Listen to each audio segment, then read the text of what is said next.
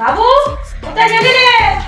সারাদিন খালি ফোন কাটাতো তারা, ফোন কাটা বার করে দিচ্ছি। একটা কাজ বললে কাজ করিস না বাড়ি, পড়াশোনা নেই, খেলাধুলা খালি নয়। এখন মারবো যাচ্ছি দাঁড়া, পুরো গামছা পর্যন্ত বাড়ি পাও না। এত ডাকাডাকি তোমার কি আছে? সারাদিন বক বক করো আমার পিছনে, বলছি তো যাচ্ছি, ডেকেই যাচ্ছে। একদম বক বক বক বক করবি না, যা ইচ্ছা তাই মনে করছিস না? একটা বাড়ি কাজকর্ম করবি না, বড় বড় কথা, পড়াশোনা শিখেছিস কিসের জন্য? আজে বাজে কথা একদম বলবি না। তুমি আর বকুনি তো, চুপ করো। খালি এটা ওটা সেটা, কত কাজ করবো সারাদিন? কি কাজ করছিস তুই? কোনো কাজ করেছিস বাড়ি?